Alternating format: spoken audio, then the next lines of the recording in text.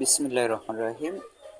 Heart attack থেকে বাঁচতে আজকে আমি একটা রেসিপি দেখাচ্ছি। এখানে প্রথমে লেবু নিলাম, তারপরে পাথরকুচি পাতাকে পেস্ট করে দিলাম একদম মিহি করে। এটাতে ব্লেন্ড করে নিলে ভালো হয়, তবে পাটায় পিষলে ভালো বেশি পেস্ট হবে। এবং এর সাথে আমি পাকা আমের কয়েকটা স্লাইস করে দিলাম।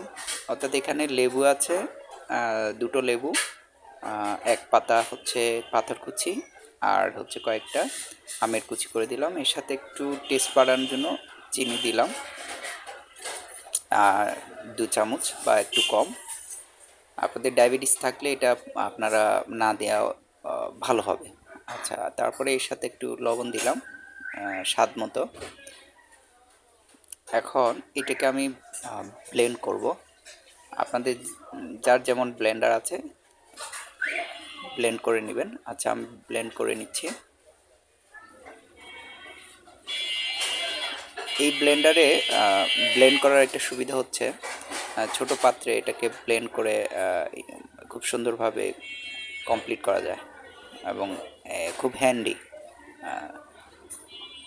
দেখতে পাচ্ছেন, এটা একটা ছোট কাপের মধ্যেই, মগের মধ্যেই কিন্তু এটা ব্লেন্ড হচ্ছে।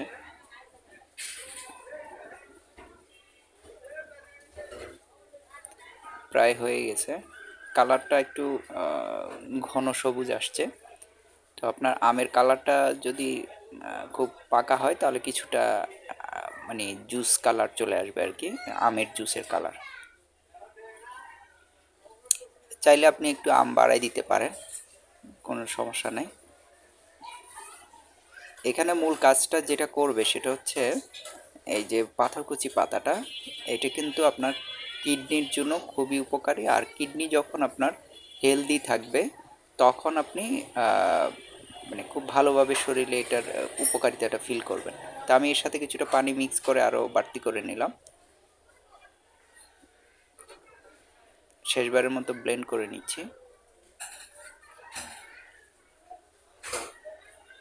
এই যে একটা ফেনা ফেনা হলো, অর্থাৎ এটা এখন খাওয়ার জন্য একদমই পারফেক্ট, প্রায় রেডি হয়ে গেল। এর সাথে যদি আপনি ওই যে সুগন্ধির জন্য বিশেষ করে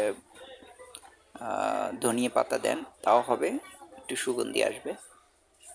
তো এটা আপনি উপভোগ করুন, খেয়ে